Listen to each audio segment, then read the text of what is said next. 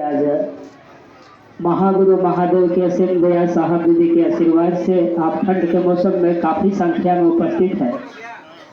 आप सबके उपस्थिति से लग रहा है कि शिव गुरु के कार्य तीव्र गति से हुआ है। 750 के नामों का घोषणा आप लोगों ने यहाँ भेजा है। आप सभी लोग का सहयोग है। सर्वप्रथम मेरे गुरु महेश्वर शिव को मेरा प्रणाम है।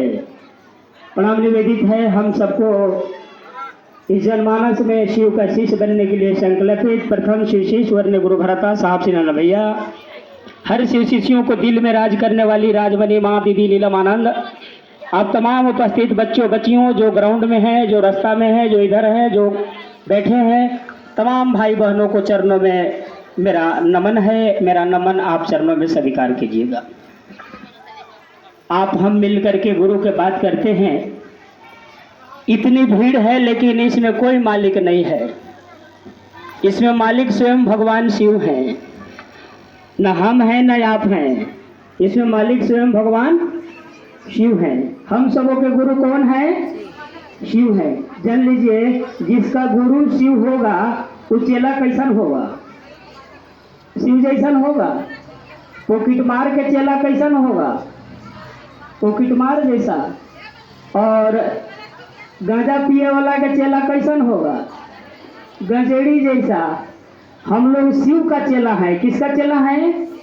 शिव का। और जान लीजिए भाई बहन, साहब ने बड़ी सुंदर बात कहा है कि शिव गुरु से आया ज्ञान जीवन जीने के कला सिखलाता है। यह जनमानस में हम लोग पहला बार सुने हैं यह बात कि जीवन जीने के कला शिव से मिलता है।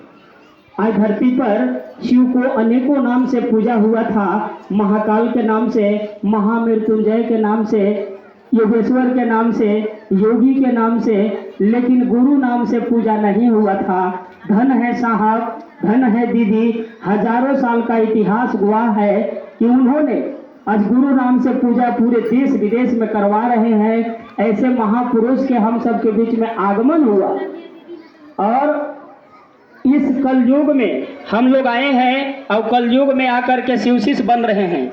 ये बहुत बड़ा भाग्यशाली हम सब हैं कि कहीं न कहीं कुछ अच्छा कर्म किए थे, जाकर के शिष्य बनने के लिए एक बार हम लोगों को मौका मिला। अपने आप का भाग्यशाली मानते हैं आप लोग हैं? तुलसीदास जी लिखे हैं कि बड़ी भाग से मनुष्य तन पावा, सुरलभ ग्रंथ सुनावा। मतलब अच्छा ग्रंथ को आप सुनाइए। लेकिन ऐसा नहीं होता था। साहब द्वारा सब लोग ग्रंथ सुना रहे हैं कि नहीं? इस मंच पर आए होंगे, कोई गुरु बहन को आप बुलाए होंगे, भले गरीब है, भले देखने में फकीर है, लेकिन इस मंच से जब बोलता होगा तब मधुर आवाज में बोलता होगा, मीठा आवाज में बोलता होगा। कोई तो सता है कि चला रहा है। साहब ने कहा कि शिव से दया मांगिएगा तो शिव जैसा मन होगा, शिव जैसा भाव होगा, शिव जैसा आचरण होगा, शिव जैसा आप सोचिएगा, शिव जैसा आप जानिएगा। आज संसार में हम लोग कुछ समय के लिए आए हैं, कुछ समय के बाद चले जाएंगे। यहाँ कोई रहने नहीं आया है। साहब ने कहा कि आओ ऐसा कर्म हम करें, मर भी जाए तो जिंदा रहें।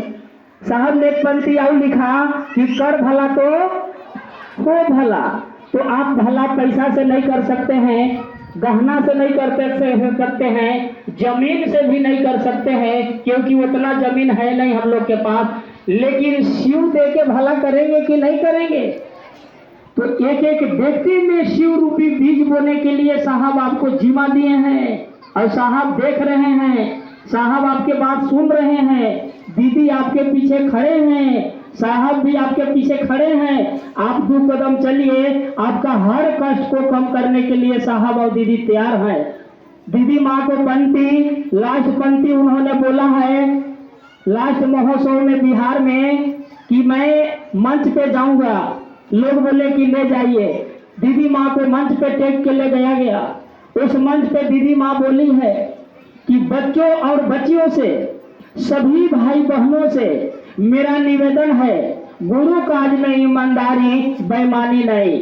जहां भी पुकारिएगा वहां मैं ममता मई छाया बन के आपके खड़ा रहूंगा। यह दीदी माँ का पंक्ति है और दीदी माँ का पंक्ति आज हमारे आपके बीच में गूंज रही है। आपके दिल में दीदी माँ विराजमान है, आपके साथ में साहब विराजमान है। साहब और दीदी नहीं रहते, नहीं आपके पास रहते तो इतनी दूर की लंबी यात्रा में आप सुरक्षित नहीं पहुंच पाते। कोई न कोई सता लाया है, कोई न कोई व्याधा लाया है, तभी ये चर्चा भवन में आए हैं। हम लोग सुबह उठ के आए यहाँ चर्चा भवन में।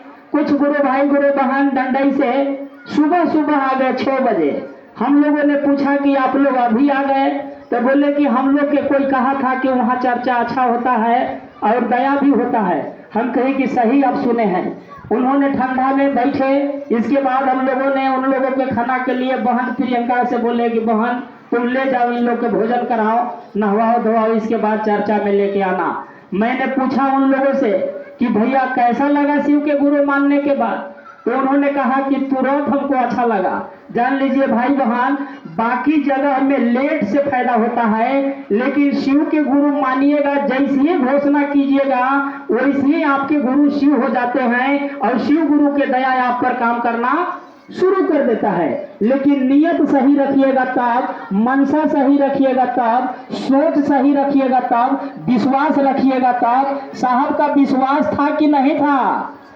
साहब ने मध्य रात्रि में श्मशान घाट में उन्होंने सोचा कि गुरु ब्रह्मा होते हैं, गुरु विष्णु होते हैं, गुरुदेव महेश्वर होते हैं, गुरु साक्षात शिव होते हैं, तो काहे नहीं उन्होंने